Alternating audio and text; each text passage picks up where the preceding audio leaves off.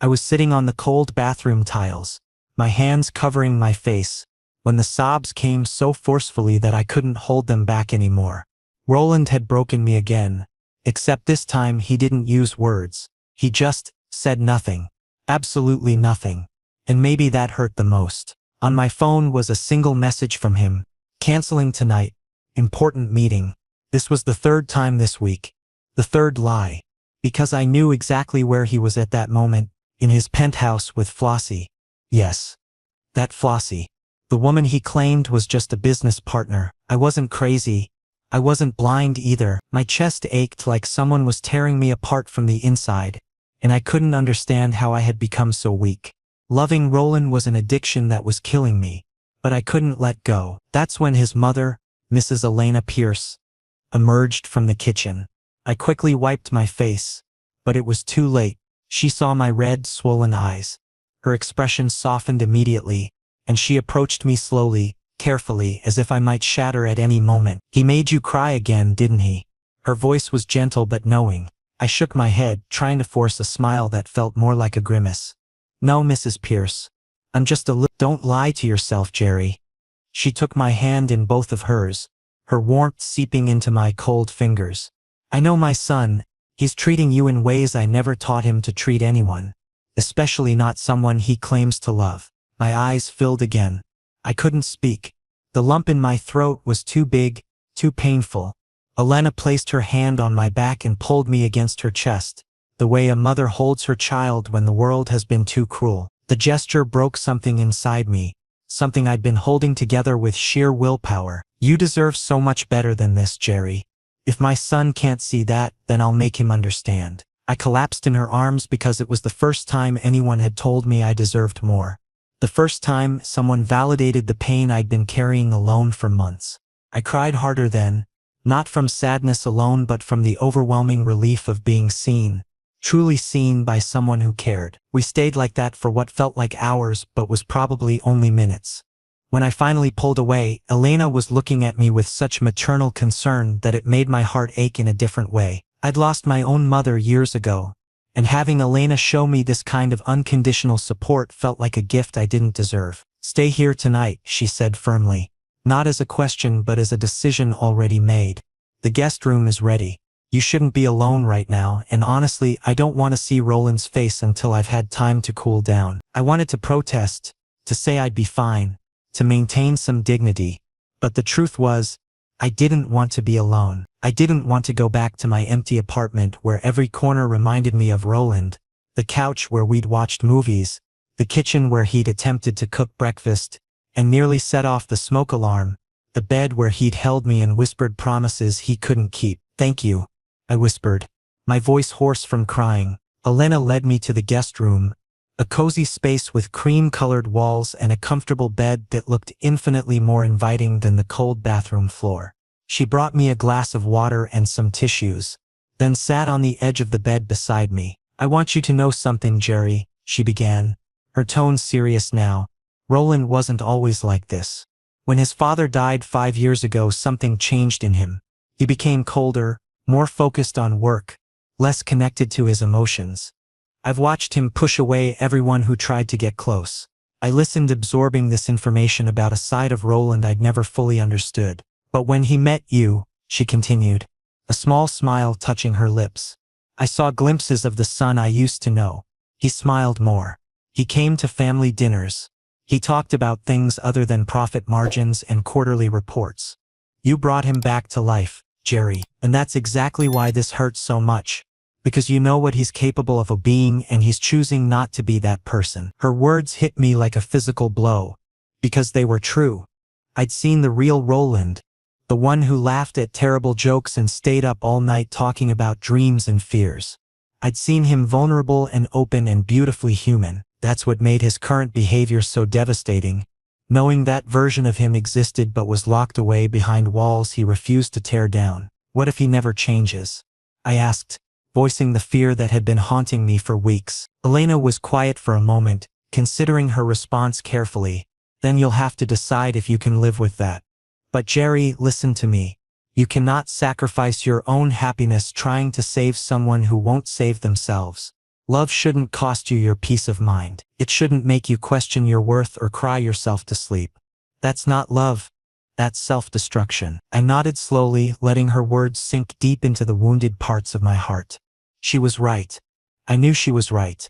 But knowing something intellectually and accepting it emotionally were two entirely different battles. After Elena left, closing the door softly behind her, I lay in the unfamiliar bed, staring at the ceiling. My phone buzzed on the nightstand. Probably Roland finally noticing I hadn't responded to his message.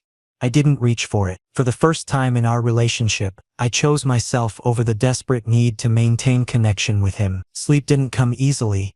My mind replayed every moment of our relationship like a film on loop. The beginning when everything felt magical and possible.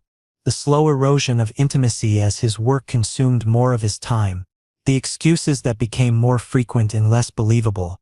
And finally tonight's breaking point when his silence spoke louder than any argument we'd ever had. I thought about Flossie, with her perfect appearance and her confident demeanor.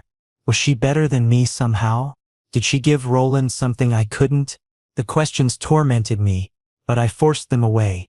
This wasn't about her. This was about Roland's choices. About his inability or unwillingness to prioritize what we had together. As dawn began to break through the curtains, painting the room in soft shades of pink and gold, I made a decision.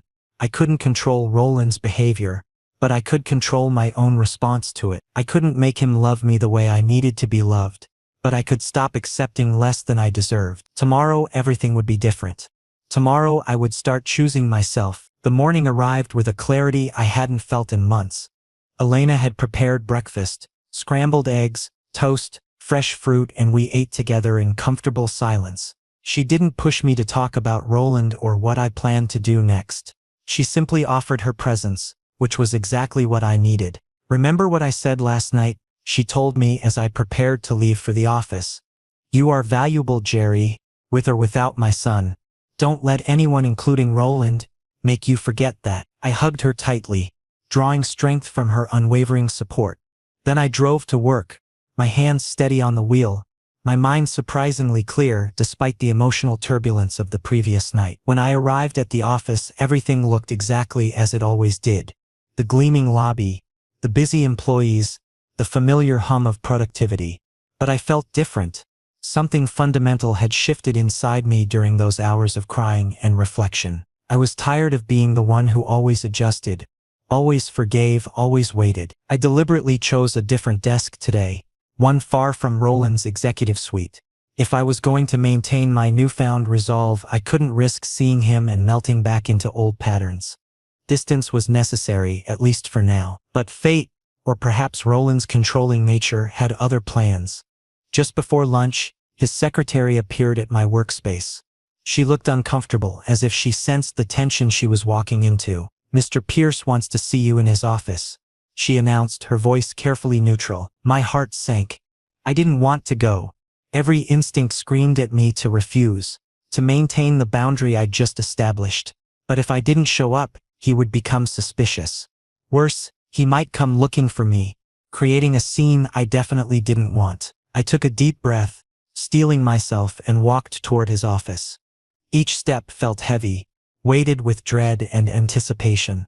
My hands were trembling slightly, so I clasped them together to hide the evidence of my nervousness. Roland's office was exactly as imposing as always.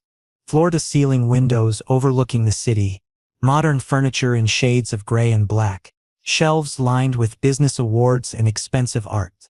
He sat behind his massive desk, looking every inch the powerful CEO in his perfectly tailored suit. He didn't glance up when I entered, just continued reviewing whatever document held his attention.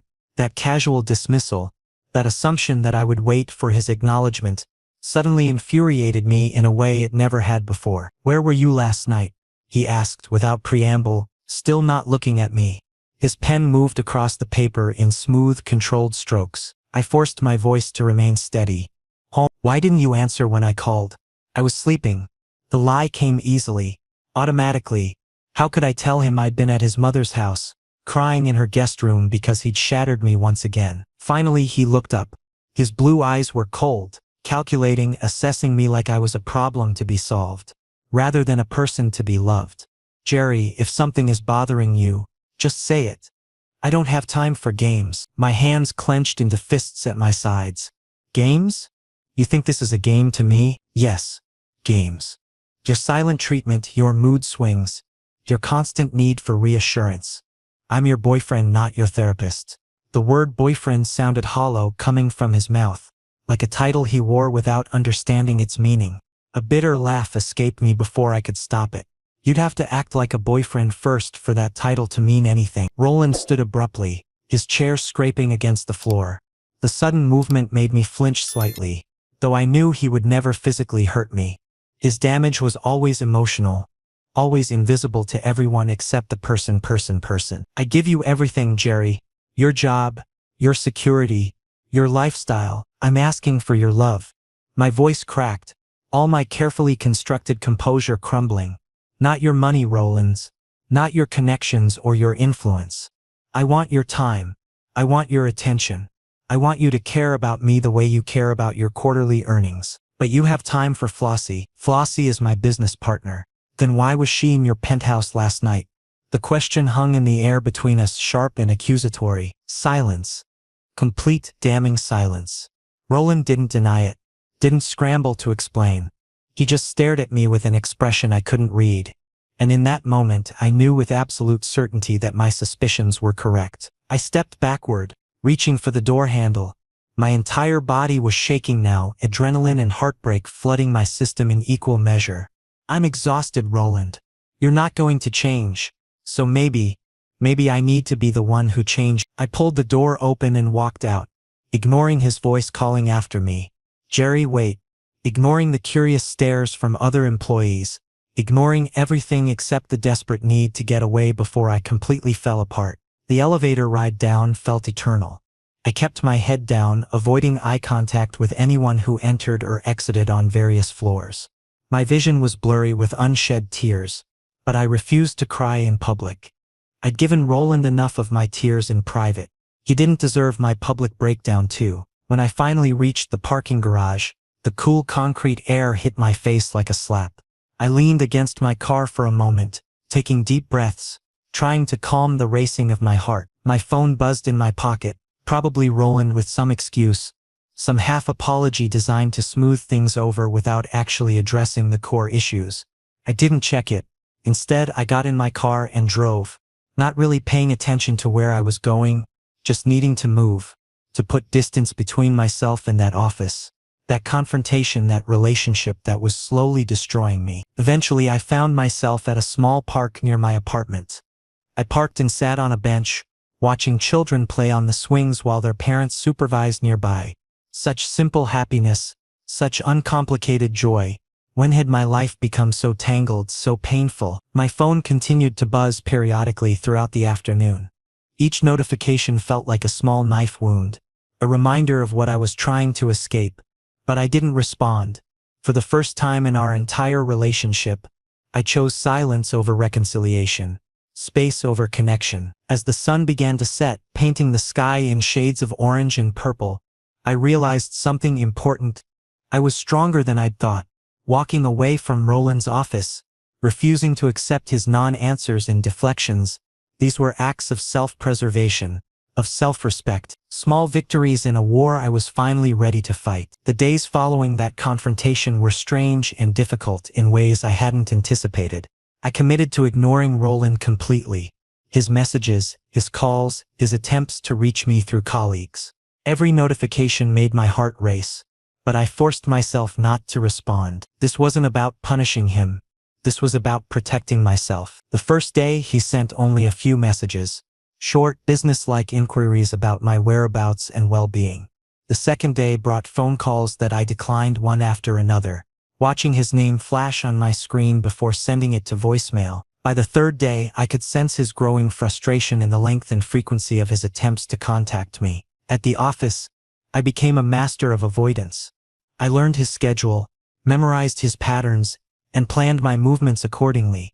If he had a meeting on the 3rd floor, I worked from the 7th. If he typically had lunch at noon, I ate at 11. It was exhausting, this constant vigilance, but it felt necessary for my survival. Colleagues began to notice something was wrong. though no one asked directly.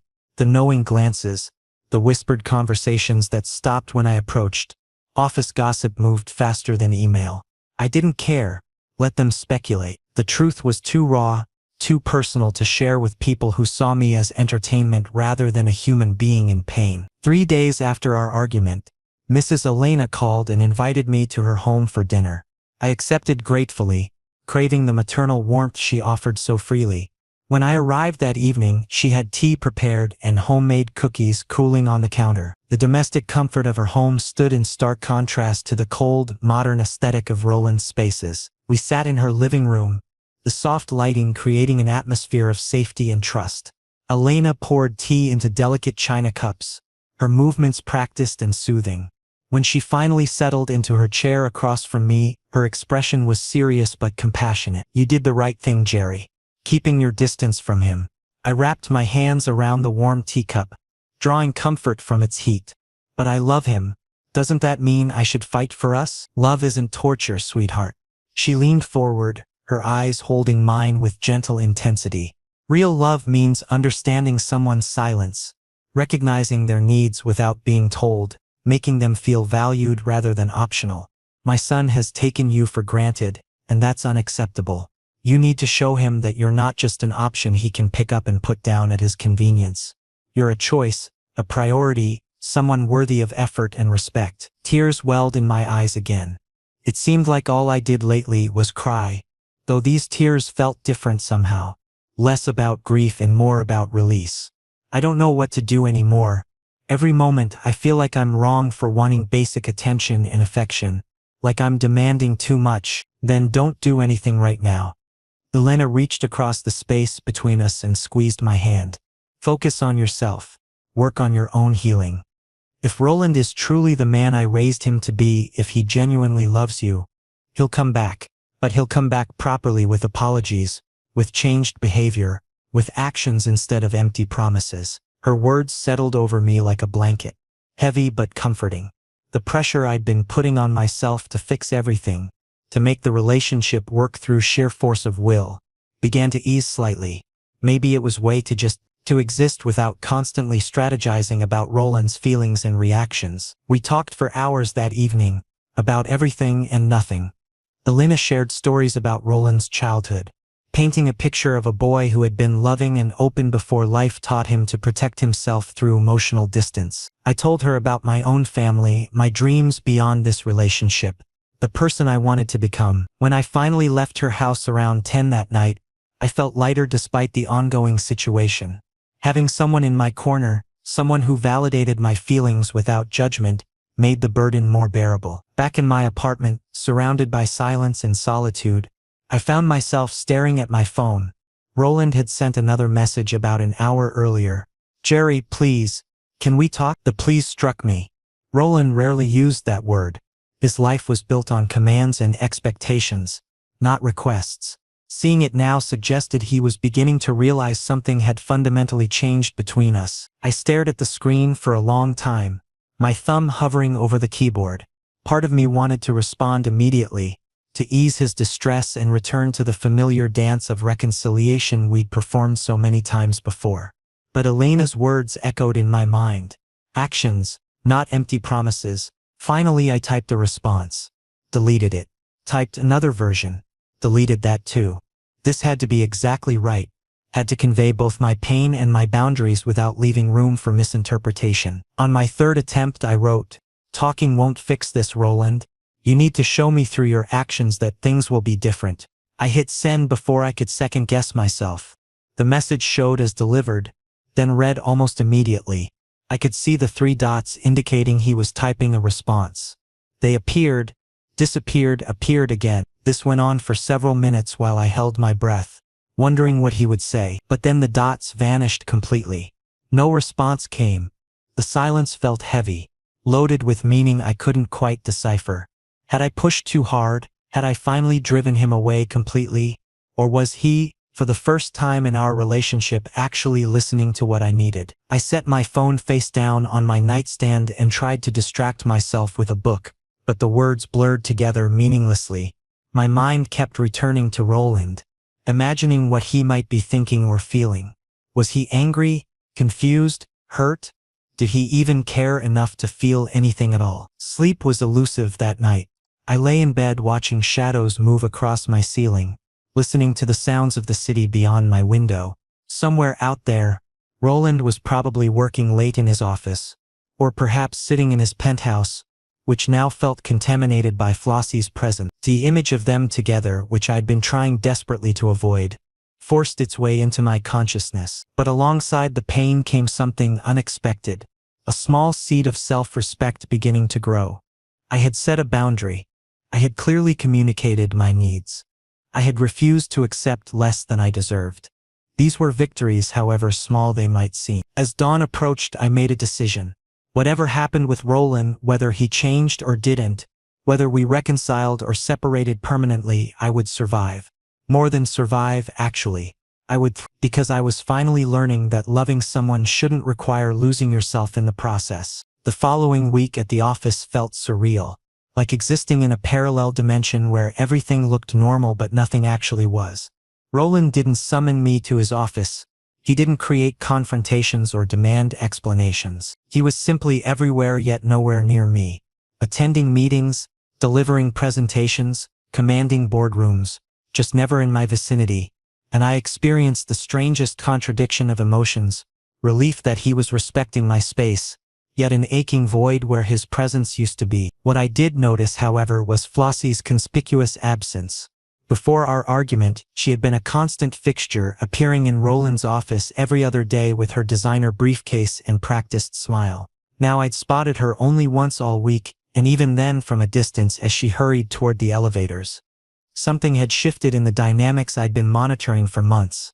Whether this represented genuine change or merely wishful thinking on my part remained unclear. I threw myself into work with renewed focus, determined to prove my value extended beyond my relationship with the CEO.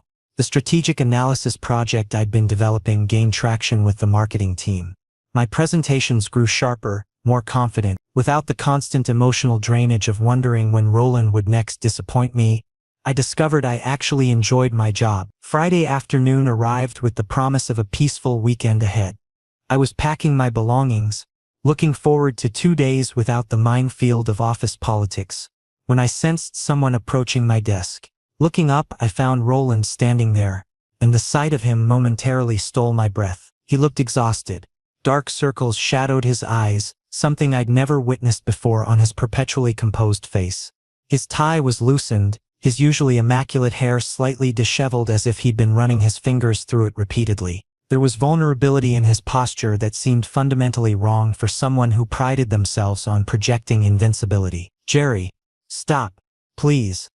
His voice carried a quality I'd never heard before, not commanding but requesting. I froze, my hand hovering over my bag zipper, but I couldn't bring myself to meet his eyes, keeping my gaze fixed firmly on my shoes instead. I was wrong.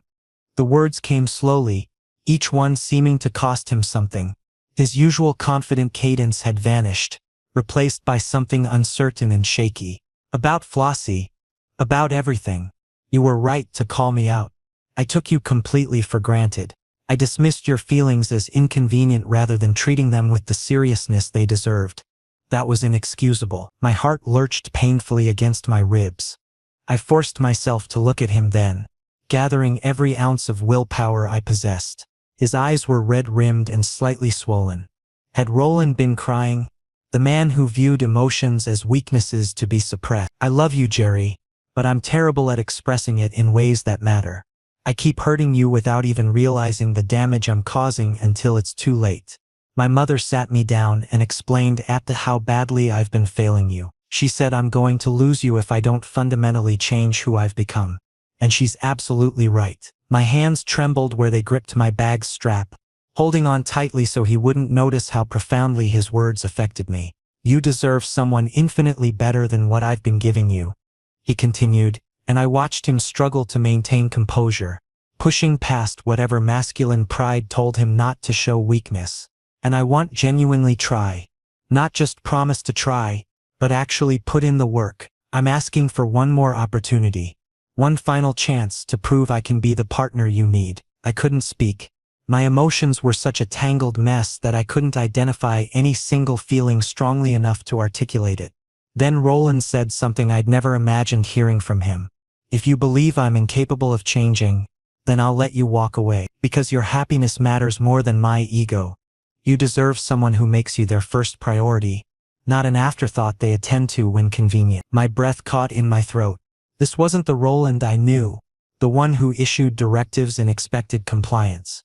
This was perhaps the Roland I'd fallen in love with, the one who occasionally appeared in my dreams before reality crashed back in. I need time to think about this," I finally managed, my voice barely above a whisper. Roland nodded, and I could see disappointment flicker across his features even as understanding settled there too. "Take whatever time you need. I'll be here when you're ready to talk. Or not. Either way." I walked past him toward the elevators, and this time when I left, my heart felt marginally lighter rather than heavier. Something had fundamentally shifted in this conversation. Whether it would be enough remained to be seen, but for the first time in weeks, I felt a tiny spark of hope that maybe, just maybe, we weren't completely beyond repair. The elevator doors closed, and I watched Roland's figure grow smaller through the narrowing gap. He stood there in the hallway, looking lost in a way that would have seemed impossible for someone who commanded such authority in every other aspect of his life. As the elevator descended, I leaned against the wall and closed my eyes. That weekend, I did something I hadn't done in months. I focused entirely on myself. I went to the gym, cooked elaborate meals just because I wanted to, read a novel that had been gathering dust on my nightstand, and met up with friends I'd been neglecting while consumed by relationship drama. It felt strange at first, revolutionary even, to simply exist without constantly analyzing Roland's behavior or second-guessing my own reactions. Sunday evening, as I watched the sunset from my apartment balcony with a cup of tea warming my hands, I realized something profound. I'd spent so long defining myself through Roland's perception of me that I'd forgotten who I was independently. This week of distance, this reclamation of my own identity, had been painful but necessary. My phone sat on the table beside me, silent. Roland had kept his word about giving me space. No messages, no calls, no attempts to force a resolution before I was ready. That restraint, more than any grand gesture could have, demonstrated he might actually be listening to what I needed. But was listening enough? Could people truly change their fundamental patterns, or would we simply fall back into the same destructive cycles after a brief honeymoon period of renewed effort? These questions swirled through my mind as the sky darkened and stars began appearing overhead. I picked up my phone, staring at Roland's contact information for a long moment. Then I set it down again without opening a message. Not yet.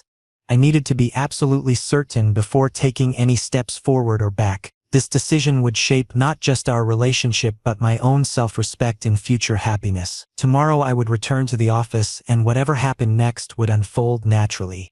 But tonight, I chose peace over uncertainty, allowing myself to simply exist in this moment of suspended possibility. 2 days passed in contemplative silence before my phone lit up with a message from Roland. But this communication felt different from his previous attempts. "My mother wants to see you. If you're comfortable with that.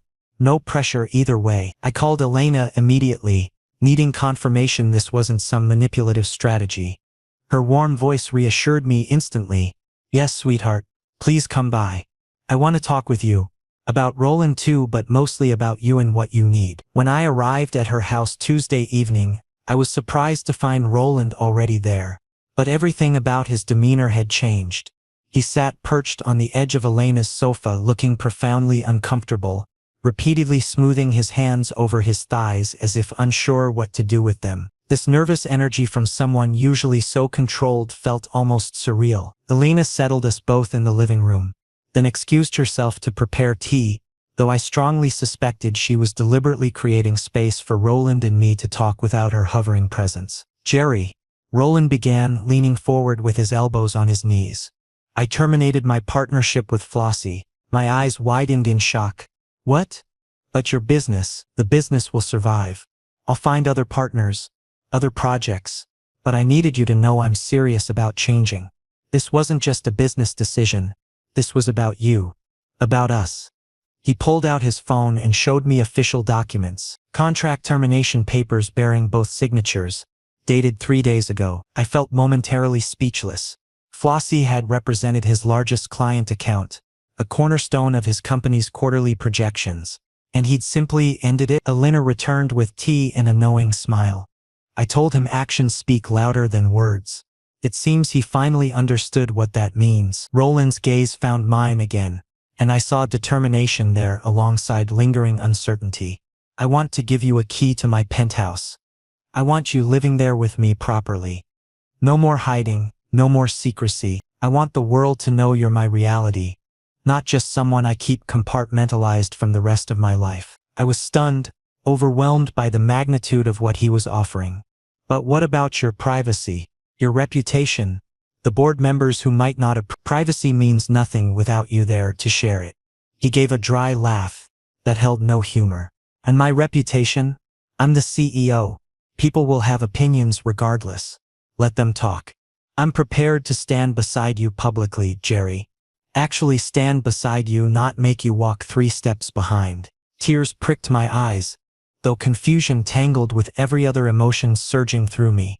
Could I trust this transformation? Was it genuine or just temporary guilt? Elena squeezed my hand gently. Sweetheart, I can't guarantee Roland will be perfect. Nobody is. But I can see he's genuinely trying. Real effort, not just empty words. Now you have to decide whether you want to give him that opportunity. That night I barely slept, my mind replaying every moment of the evening. Roland's exhausted appearance, his concrete actions rather than vague promises, his willingness to restructure his professional life to prioritize our relationship. These weren't gestures he would make lightly. The next morning, I made my decision. I called Roland and he answered on the first ring, his hello breathless as if he'd been waiting by the phone. All right. One chance. But if you hurt me again, I won't come back. I can't keep surviving these cycles. The relief in his exhale was audible even through the phone connection. Thank you, Jerry. I promise you won't regret this. I won't let you down again. We agreed to take things slowly, to rebuild trust incrementally rather than diving back into old patterns. Roland suggested dinner that evening, somewhere quiet where we could talk without interruption.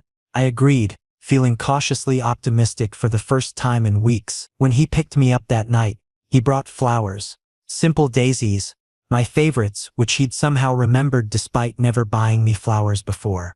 We went to a small restaurant I'd mentioned loving months ago, another detail I hadn't expected him to retain. Throughout dinner he asked questions about my life beyond us, genuinely listening to my answers rather than waiting for his turn to speak. I talked to a therapist, he admitted over dessert, his fingers fidgeting with his napkin, about my communication issues, about why I struggle to express emotions. She helped me understand that what I interpreted as strength, emotional distance, self-reliance, was actually preventing real intimacy. I set down my fork, giving him my complete attention. This vulnerability from Roland felt precious and fragile, something that could shatter if I didn't handle it carefully. I know one therapy session doesn't fix everything, he continued, but I'm committed to going regularly. I want to learn how to be better for you, for us, for myself too. Honestly, we talked for hours, long after the restaurant had emptied and staff began giving us pointed looks. We discussed boundaries and expectations, triggers and healing, all the difficult conversations we'd avoided during our relationship. It felt simultaneously exhausting and necessary, like lancing an infected wound so it could properly heal. When Roland dropped me at my apartment, he walked me to the door but didn't assume he'd be invited inside. Can I see you this weekend? He asked. Maybe we could do something together. Whatever you want. I nodded, appreciating that he was asking rather than presuming. I'd like that. He leaned in slowly, giving me time to pull away if I wanted, and kissed my forehead. Nothing more presumptuous than that simple gesture of affection. Good night, Jerry. Sleep well. As I watched him walk back to his car, I felt something settling in my chest, not the desperate, anxious love I'd carried before, but something steadier, something that might actually have a foundation strong enough to last. The following days brought more of the same. Consistent communication, thoughtful gestures, genuine effort to understand my perspective. Roland wasn't perfect. He still occasionally reverted to old patterns of emotional distance, but he caught himself now, apologized, and actively worked to do better. Friday afternoon, he texted asking if I was ready to take the penthouse key he'd offered. I thought about it for several hours before responding. Yes, but I'm keeping my apartment too for now. Just until I'm certain. His reply came quickly. Fair enough. That's more than fair. Thank you for trusting me this far. Progress. I thought. We were making genuine progress. Slowly, carefully, but progress nonetheless. And maybe that was exactly what we needed. Not dramatic declarations or grand gestures, but consistent, daily choices to prioritize each other and our relationship's health. The following week, Roland called a major company meeting. The conference room filled with senior executives and board members, all looking curious about this impromptu gathering. I sat in the back, my stomach churning with anxiety. Roland had warned me what he planned to announce. He stood at the head of the table, commanding attention as always, but something in his bearing had softened. He looked more human somehow, less like an impenetrable corporate machine. I'm officially terminating my partnership with Flossie Collins, he announced without preamble. The reasons are both personal and professional. Additionally, I'm promoting Jerry to head of our strategic planning team. The room erupted in murmurs. I felt every eye turn toward me, some surprised, others calculating, a few openly skeptical. My face flushed hot with embarrassment and pride warring inside me. But this wasn't nepotism. Not really. Over the past week, Roland had spent hours preparing me for this role, walking me through complex projects and responsibilities, ensuring I understood exactly what the position entailed. He'd made it clear the promotion was happening because I'd earned it through my recent work, not because of our relationship. Still, I knew what people would think. The gossip mill would grind this news into speculation and innuendo. But when I looked at Roland, standing there confidently despite knowing the criticism that would come, I felt something shift inside me. After the meeting dispersed, I went to his office. He was standing by the window looking out over the city, his posture tense despite the successful announcement. You didn't have to do that so publicly, I said quietly. He turned to face me, and the intensity in his expression took my breath away. Yes, I did. I needed everyone to understand that you're not my secret. You're my priority, and I wanted them to recognize you're talented and capable, not just the CEO's boyfriend who gets special treatment. Tears welled up, but these were different from all the ones I'd cried before. These came from relief and validation, from finally feeling seen and valued. Come here, he said softly, and when I crossed the office to him, he wrapped his arms around me, not possessively, not desperately, but with steady certainty. We're going to be okay, Jerry. I'm going to make sure of it. That evening, Elena invited us both for dinner. When we arrived, she immediately pulled me into a hug, whispering, "You've helped my son remember how to be human again, how to lead with his heart instead of just his head. Thank you for not giving up on him." I smiled through my tears. He gave me back my sense of self-worth. He taught me that asking for what I need isn't demanding too much. Dinner was relaxed and full of laughter, the three of us sharing stories and inside jokes. Watching Roland interact with his mother, seeing the affection and respect between them, reminded me why I'd fallen for him in the first place. This version of him, warm, attentive, present, was who he'd been before grief and corporate pressure had built walls around his heart. After dinner, Roland suggested we go to the terrace. The night air was cool and clean, the city lights spread out below us like fallen stars. He took my hand, his thumb tracing gentle circles on my palm. "Jerry," he said, turning to face me with moonlight illuminating his features. "I know I've hurt you deeply. I know I left you feeling alone when I should have been your safe place. But moving forward, your happiness is my responsibility. Your pain is my pain. I'm fully committed to making sure you never doubt your importance in my life again." I reached up to touch his face, my fingers tracing the line of his jaw. "You're already doing exactly what I needed. This consistency, this effort, it's everything." He pulled me close, holding me as if I were something precious and irreplaceable.